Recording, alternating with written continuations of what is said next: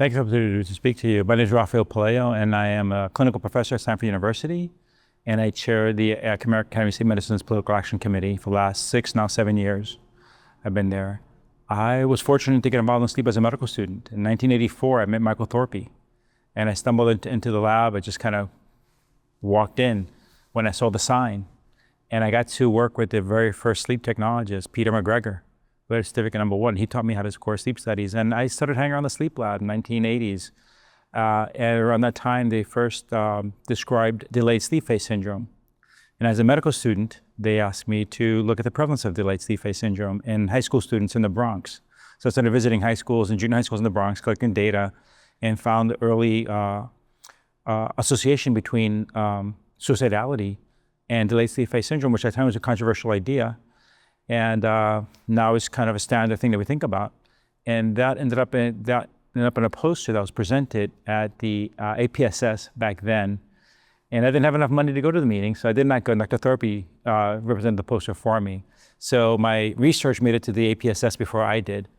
But I got to my very first meeting in 1993 when I did my sleep medicine fellowship at Stanford. And I've been at Stanford since 1993. I've never left, and I love it there, and I'm happy to be part of that group. And this meeting is one of the highlights for me. You know, as a physician, we go to a lot of conferences, but the APSS taught me what a meeting was. This is actually about meeting people. And whether you walk into the session or not, you can be running into people you know, making connections, meeting friends, and find common interests. And especially when you're working as a physician in the clinic, everything is kind of tunnel vision, right? You just think you're just there and it's a small world. Then when you come to the meeting, it just opens up this world of other things you can do, and people from all over the world coming in with different ideas of how to do this. It really just invigorates you to keep going. So I look forward to this every single year, and I welcome the opportunity to keep coming. Early on, I just had a sense that my involvement with the ASM began with a desire to just kind of be part of it. I mean, hanging around Bill Dement early on, if any of you have ever heard him speak, he was an inspirational person. Whenever I heard Bill Dement speak, I always felt I wasn't doing enough work. No matter what I was doing, I always felt I had to do more. I remember the first time I got to write a paper with Bill Dement. I was a junior attending, and he asked me to write a paper on insomnia. And I wanted to show everything I knew about insomnia. And I poured everything I had into that paper, that draft about everything I knew how to take care of a patient with insomnia. And he sent it back and rejected me and says, "You wrote how to take care of a patient with insomnia. You did not explain how to take care of a population of insomniacs." So he raised my eyes. He raised my vision. And from that sense, it comes on to being involved in the ASM. How can you not be involved in the ASM if you're part of sleep and you're working with Bill Dement and Christian Gimeno like I was? Bill Dement was a founding president for 12 years, and he believed in what we were doing. So that's how it just naturally became part of the ASM. It's because how do we, as individuals, you can only do so much, but collectively we can do so much more, and the ASM gives us the opportunity to do this. So it's been a great thing to be involved in. Being involved with the ASM kind of raises the standard for us. We hold ourselves to a higher bar because, especially working with trainees, you have to be a role model to them. You just cannot do whatever you feel like doing. I think the fact that they're watching you forces you to be more on top of things. It's easy to cut corners if you allow yourself to be alone. And the fact that I have worked with colleagues and we're bouncing off ideas over each other, and the ASM just amplifies all that. I can not only talk about what do we do locally where I work, but what do we do at the state level and then at the national level or international level. And the ASM gives us that forum. The fact that I can pick up the phone and talk to a colleague in another state, or I can come to a meeting and say to somebody, "Hey, how you been doing? What's going on? And I have this situation and they have something similar going on. So how can we work together?" And because of my work with Dr. Dement, I got involved with the Political Action Committee because we had our first meeting, I recall, in Washington, D.C., and Bill Dement organized a national sleep-in, I think it was called. And I walked with him for the first time in my life. I walked the halls of Congress.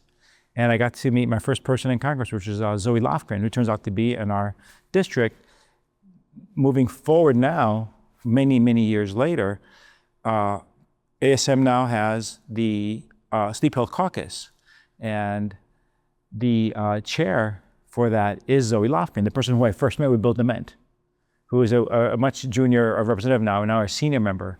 So I got to do all these things because of my involvement with them. And now every year now for the past several years, I've gotten to go to Congress to lobby on behalf of our patients and on behalf of our field. And that's something the ASM provides to me, which I'm grateful for.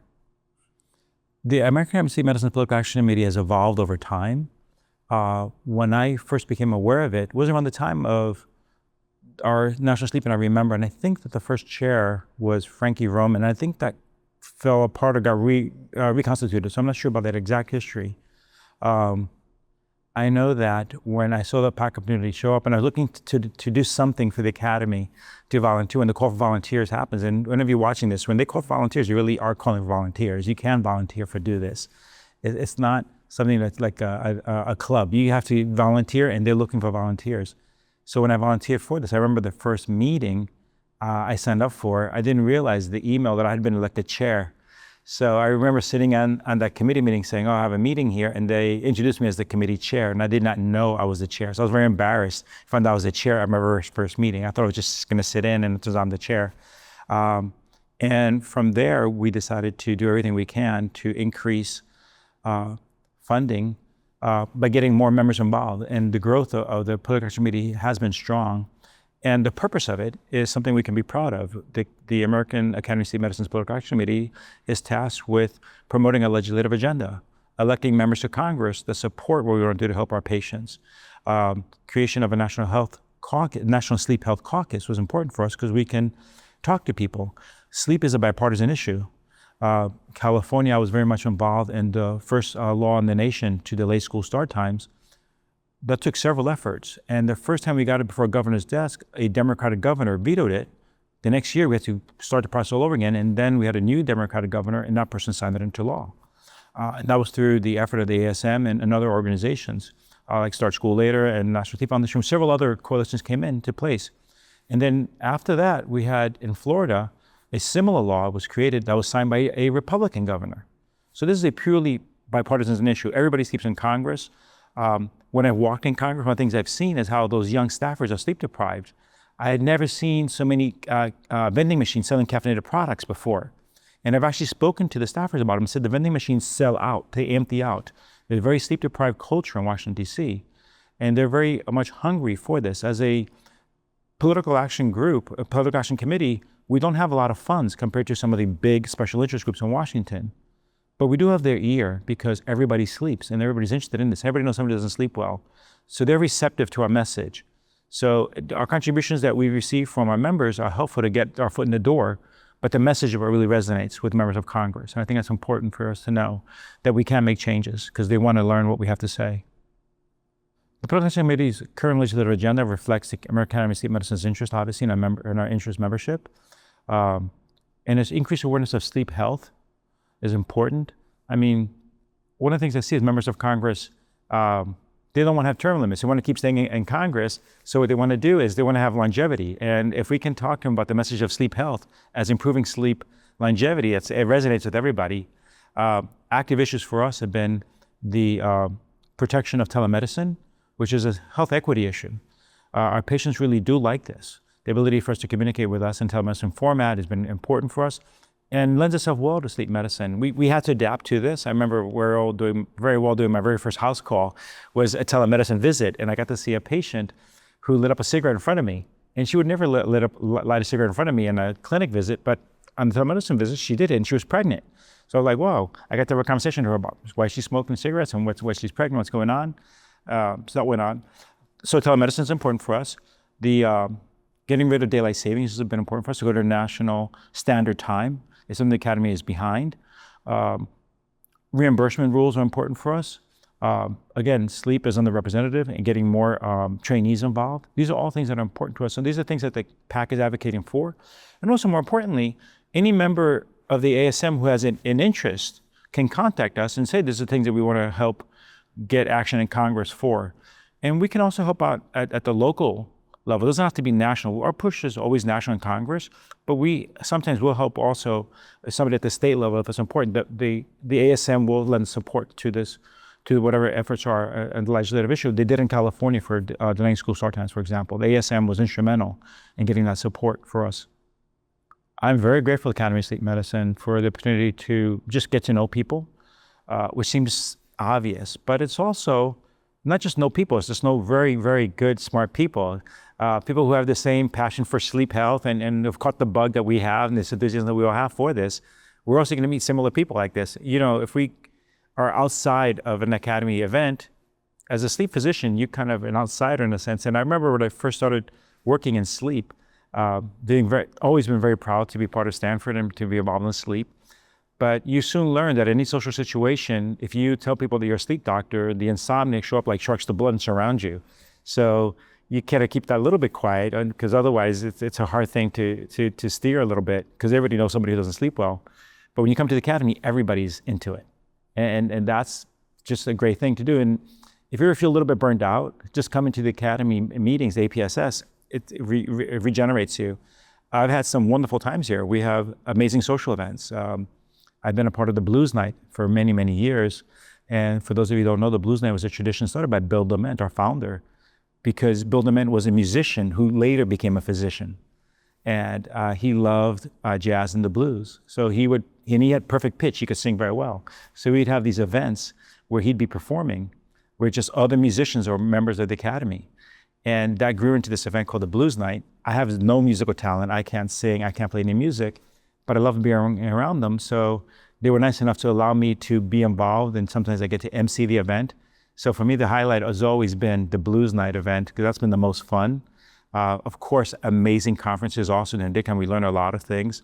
The discussion groups, I think, are important, because in a discussion group, everybody can speak. Sometimes when somebody's at the podium, that's the person who's the guru and you're listening in. But we have forums here. We have where everybody can talk and give their opinions about it. So the individual members are respected for their opinions. I think the ASM offers lots of opportunities for this. So I was fortunate to first get involved in sleep medicine when I was in Montefiore Hospital in New York with Michael Thorpe. I did not know that sleep medicine was an option as a career choice. The day I found out that was an option, that was the day I decided to become a sleep doctor. So when I met Dr. Thorpe, I said, I want to do what he does. And I pivoted all my medical school training and fellowship and residency because of Michael Thorpe. And I did the 4 years of medical school.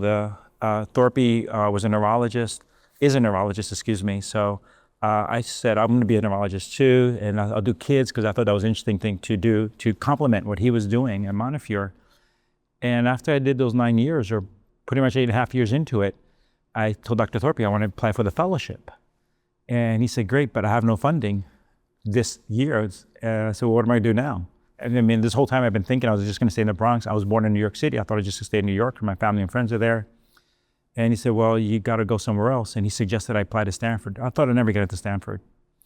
But I applied, and I got to meet Dr. Dement the first time. Somebody I had read about, and I figured I'm going to go to California. They're not going to accept me, but I'll just go to get to meet Dr. Dement. And I remember the first time I saw him, he walked into the room and just stuck his hand in and said, any friend of Michael Thorpe is a friend of mine. And that, I mean, I don't want to cry, but I remember that moment very, very, very clearly. And it turned out that, and he told me that they invited me for the interview because, as a courtesy to Dr. Thorpe, but they had no funding either. So I've flown across the whole country and gone to that expense as a resident, and I was told there was no funding. But they were nice enough to meet me anyway. I'm like, okay. And then a few weeks later, they contacted me saying they found the funding. Could I please reapply, because I lost my application? So I was the only applicant, and I had to apply twice that same year. And that was 1993. And I drove across the country, not knowing anything about the Bay Area. I didn't know what to expect in Palo Alto. All I knew is that this is where sleep began. And I was going to work with Dement and Gimeno. I had read Dr. Gimeno's book on sleep disorders in children, which was the first textbook ever written on this. So I had bought that book. So I knew Gimeno's name, but I never met him. He wasn't there when I interviewed. So I was very excited to come to Stanford. And once I got there, I've always said it's hard to go back to the Bronx once you've been in Palo Alto. And I've been staying there ever since. And it's been a great experience. So it's been really, really good for me to get to know them and for them to be my friends also. It was not just my colleagues, but they became friends of mine. I became very close to Bill Dement the last 12 years of his life. Very, very close to him. And I miss him a lot. So when I first got to Stanford, I was a fellow. I needed to become a clinician. And my role model was Christian Gimeno. And what stood out for me about Christian was he treated every patient with sleep apnea like he'd never seen it before. He never lost that enthusiasm for the field, and he would just get into it, and he explained this to the patients. So he became my role model on how to take care of these patients and to treat them with respect and dignity, but also to not mind breaking some rules or bending some rules to figure out how to get things done, because the whole point was to get things done. So initially, I was spending a lot of time with Christian, and Dr. Dement was in another part of the sleep campus at that point. But I'd see him at least once a week at conferences, and I'd talk with him every now and then. But my main focus was Dr. Gimeno. And it was amazing because he was so far ahead of his thinking. Because I was already working with sleep medicine, Dr. Thorpe, I thought I knew what I was doing, because Dr. Thorpe was allowing me to do some moonlighting. So I was seeing some patients already with Dr. Thorpe. And when I got to Stanford, Christian Gimeno had a different approach to this. He was talking about upper airway resistance syndrome, which I'd never heard of before, esophageal pressure, and also about the mild sleep apnea patients. I'd been thinking about the more obese, more obvious sleep apneics that we first are taught about. And Christian was talking about comorbid insomnia and thin sleep apneics and things that we now take for granted, in the concept that we may be able to prevent sleep apnea in adults if you can treat them as children. And those are ideas that seem self-evident now, but at the time were very much new to me and exciting to me. So I spent a lot of time initially with Christian, and gradually over time, I got to do more public speaking and more lecturing, thanks to Sharon Keenan. Dr. Sharon Keenan, should mention, also a pioneer at Stanford, was the chief tech and created the first educational programs, first CME programs for sleep physicians, were through her school of sleep medicine. And Sharon was very, very patient with me, and it gave me a chance to, even as a fellow, to lecture to people. And she kept inviting me back to lecture. So I grew confident in my ability to speak in public. I was actually a very nervous public speaker. I used to get knots in my stomach and be very tense to speak in public. But Sharon just let me keep giving me a chance to speak more and more commonly. And I got to hear Dr. Gimeno and Dr. Dement lecture more, and I got to watch them. And I watched people like Mark Rosekind lecture, and Richard Ferber, who I'd read about but never seen, a hero of mine. I got to see him in public. I got to meet them all through Sharon Keenan. So I'm very grateful to her to give me the chance to kind of gain my legs or my chops to be speaking and to communicate effectively. How do you teach these things to people?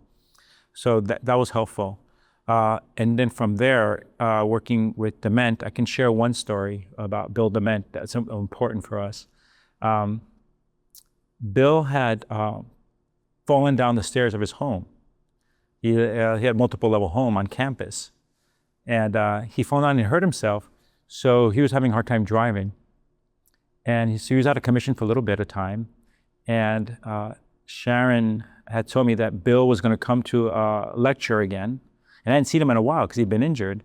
And they said, can you please give him a ride back to his place because he can't drive yet? I said, sure. And I'm happy to go see him anyway.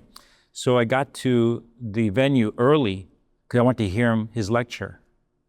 And during the course of his lecture, he said a story I had never heard before. He mentioned that there was a dorm on campus called Lambda Mu, which later was named Jerry, after Jerry Garcia of the Grateful Dead, who was where a lot of the original research was being done for sleep. It's where the MSLT was developed, multiple sleep latency tests, and where Mary Carskadden, another one of our heroes, one of our founders, when she was a young researcher at Stanford, she held a sleep camp for 10 years. So children would come every year to this camp, and they were having the sleep monitored. So a lot of the longitudinal data came from this camp. And that's, so Mary created this, and Bill Dement had said in public that nobody realizes that this important research happened in this particular dorm building, and he wanted to break into the building one day and put up a plaque. So he said that to me. I'm like, okay. And as I'm driving him back, I said, I never heard the story before. And by pure coincidence, a friend of mine who happens to play with the Grateful Dead, who I met again through the sleep field, one of the musicians in the band happened to call. And I said to him, listen, Dr. Dement wants to break into this dorm and put up a plaque. Would you help us? He goes, he said he'd break in with us. He goes, and I said to myself, well, how about if we put up the plaque, will you play music for us? So all of a sudden I had the green light of a member of the Grateful Dead who said he'd agreed to play music at an event. So then I had to figure out how to get a plaque installed in a building. So I figured, how hard can it be to get a plaque installed and at a university? And I just cold called and I knocked on a door. And by, again, pure luck, the guy who answered when I knocked the door said that the buildings there were nondescript and nobody knew how to distinguish them from other buildings. And they were looking for what to make about each building being unique. I told them the story about how all the sleep research happened in that one particular building. So they agreed to let us put up a plaque. So we threw a party. We got up Dr. Mignot, another one of our pioneers, provided us with the funding at that point, and I created a plaque, and it's a plaque that anyone who visits the Stanford campus can go see. And it's in this building, and it honors the history of Mary Karras Skadden and Bill Dement, and they created this center. And Sharon Keenan was involved in this, and a lot of prominent people early on were involved with Merrill Mittler was the cook at this camp. So that was fun that we installed this plaque. And now that I get to teach the Dement, Sleep and Dreams course, Dr. Dement's course, I renamed it in his honor. Now it used to be called Sleep and Dreams, now it's called Dement, Sleep and Dreams. Hundreds of students take that course every year. And I ask our students to go to that dorm and get the picture taken by the plaque and read the plaque. And if they do that, send us a picture that they did it, we give them bonus points. So every year, hundreds of Stanford students go to the same site and read that plaque and know the history of sleep medicine at Stanford, because simply I went to go hear Bill give a talk with Sharon Keenan's. So there's a lot of stories like that I can go into, but that's one of my favorites. During the time of the Vietnam War era and those conflicts, Dr. Dement became the dorm advisor to a dorm on campus called Cedro, which was the first African-American themed dorm at the time at Stanford. And Dr. Dement was the resident advisor, the resident faculty advisor to that dorm, because he was a jazz aficionado. He was very comfortable in that world. And according to Dr. Dement, there were not enough African-American faculty members available, and the students chose him to be the resident advisor. So Dr. Dement and his family lived on this dorm for that year. And during the Vietnam protests were occurring, Dr. Dement thought, I need to do something to get the students away from the protests so much so they're not in danger, no problems occur. So he put a grass machine in the basement of that building. They started doing sleep studies on the college students that were there. He started doing dorm talks. And he started doing these dorm talks, and students from other dorms started coming in and filled up the room, and it became a problem because there was enough space. So Dr. Dement said, well, if you guys allow me, I will create a course for this. Again, Dr. Dement, a visionary, he thought of new ideas. He said, let me just create a course. And it turns out there had never been any college courses taught just on sleep. So the first time he offered the course, over 600 students signed up for that course, is my understanding. And there were no classrooms large enough for that at that last minute to hold that. So again, Dr. Dement, thinking outside the box, and literally always thinking outside the box, contacted the religious life chaplain at Stanford, and they allowed him to use the Memorial Church. So Dr. Dement went up to the pulpit and gave the first lecture on Sleep and Dreams, it was called then. And it became one of the most popular classes on campus. And he taught it for many, many years. And about, I guess it would have been 2010 or 2008 or so, around there, he needed some help with the class, and they asked me to help teach the class with him.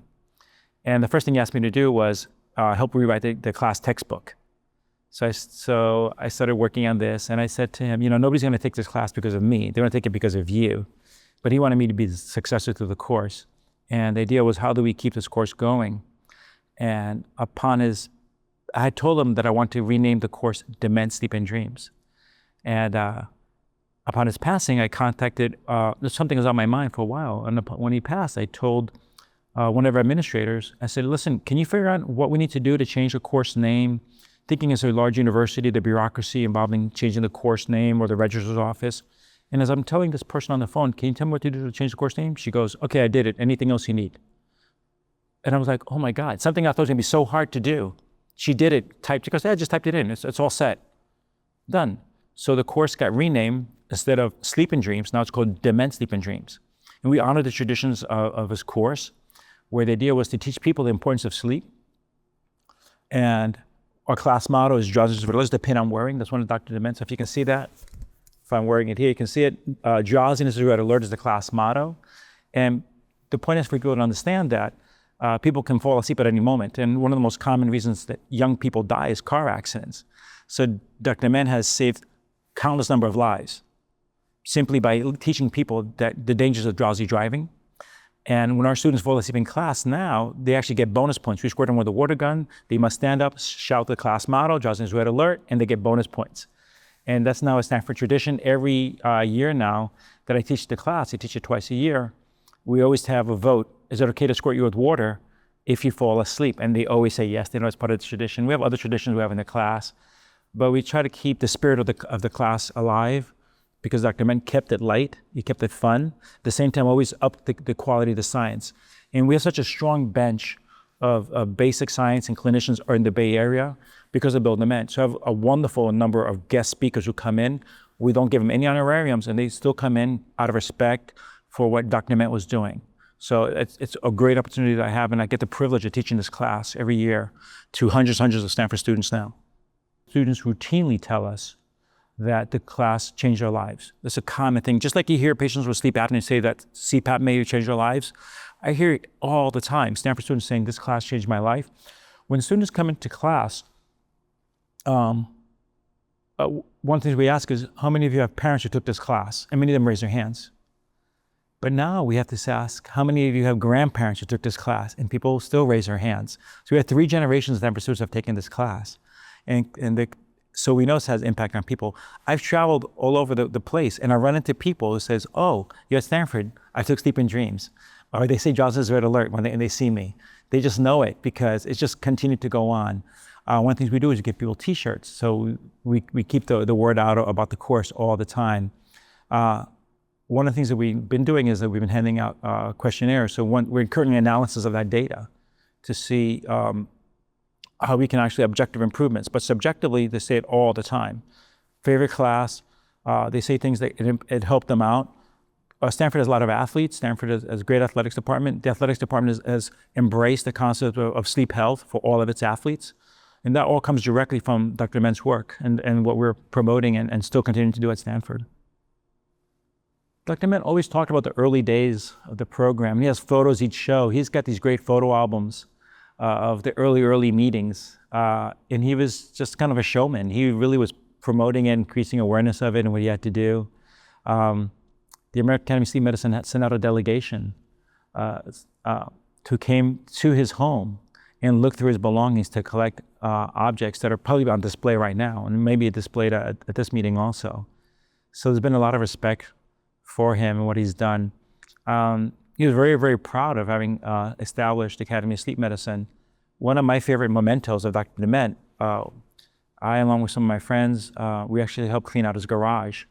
And at the bottom of a pile of junk, I found a certificate of his from 1978 when he declared himself a clinical polysomnographer.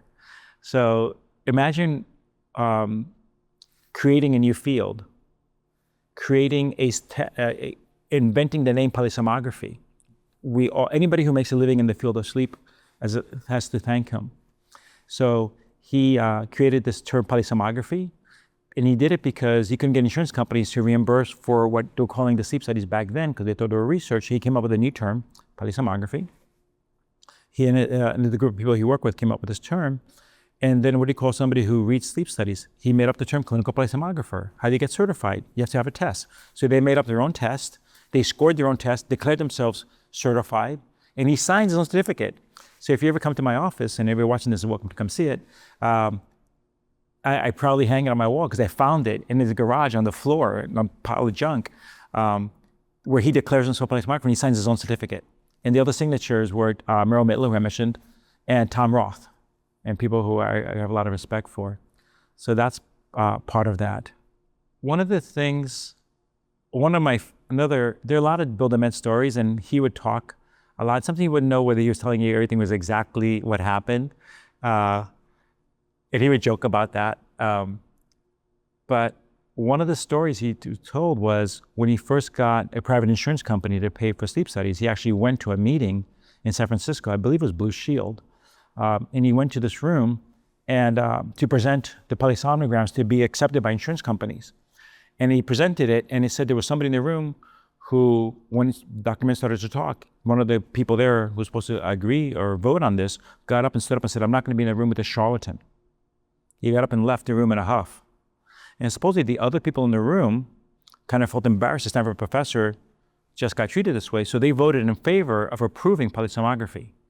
So the fact that we get reimbursed for polysomnograms in part is because Dr. Ment was willing to face a hostile audience and take the slings for us and deal with it and be so pure in what he had to say. So he told the story about being called a charlatan. Decades later, after Bill had passed away, I was giving a lecture in a small town in California that was for cardiologists, and they wanted to include sleep. And in the room, there was a man who said, I met Bill DeMent one time. I was in a room where they got yelled at, and they called him a charlatan. So I met one of the guys who was actually physically there. That was really, really cool. One of my other favorite stories of Bill DeMent, again, thinking about things that he would do that people would not normally think of. When he was living in New York City, when he finishes medical school in Chicago, gets his PhD, Dr. DeMent does not do residency. He goes straight into research. And he's does an internship at Sinai, and then I think he's doing later at Columbia. He wants to do sleep research, sleep deprivation specifically, and REM research with Harry Warfrag. Dr. DeMent figures out that he has to do these sleep studies at night, but he has a family. He's a young family. So he convinces the NIH to pay for half the rent of his apartment in New York City. Imagine doing that now. Get the NIH to pay half of your rent for a New York City apartment because half the apartment is converted to a sleep lab. And now he needed subjects to come to the sleep lab. And so he put up a sign at Barnard College that anybody who wants to sleep, willing to participate. And one of the Radio City Rockettes saw the sign, and she told her friends, because apparently the Rockettes had to had to pay for hotels when they were in town. So they found out that they could sleep for free in a place and get paid. So apparently Dr. DeMent said that 2 at a time would show up, or the Rockettes would show up with suitcases, overnight bags, to his apartment, and the doorman would let them in. And these beautiful women would come up, and the next morning they would leave again. And the doorman was freaking out because how come these women keep showing up 2 at a time, Dr. DeMent's apartment, what was happening there? So he told the story many times with the Rockettes, and again, we heard him say it many, many times. And one time I was in New York City, and I was by Radio City Music Hall, and I saw that they actually had a alumni directory for the Rockettes. So I'm like, there's an alumni directory. So then I asked Dr. DeMent, said, Bill, do you remember any of the Rockettes' names that you studied? And Bill looked at me and then looked away and kind of blushed a little bit and said, Barbara. I'm like, oh, okay. The 1,000 people he studied, he remembered somebody named Barbara. And then after that stayed in my head. I was contacted by a reporter from NBC who wanted to get a sleep study to do a story about sleep because her and her mother had done a sleep story. So this reporter is asking to come to the sleep lab to interview me and get a free sleep study. And I said, I'll do this, but could you, since you're in New York, could you see if you could track down a Rockette named Barbara? And sure enough, the reporter found Barbara. And for Dr. DeMent's 90th birthday, my gift to him was a phone call from Barbara. And I was really, really happy that we got to do that for him. I would like to take the Academy of Sleep Medicine opportunity to celebrate the 50th anniversary. Sleep has been my career, and because I got to work at Stanford and at Montefiore, I always felt that I was kind of flying the wall, watching history in front of me. I always had that appreciation of the history that was unraveling in front of me to get to work with these giants. And I am really, really happy that the Academy is honoring this history and the tradition of this and keeping their legacy alive. So I want to thank you for this opportunity to do this. Thank you very much. The ASM is the voice for organized sleep medicine in the United States and an advocate for all of our patients and helping to make the world a better place.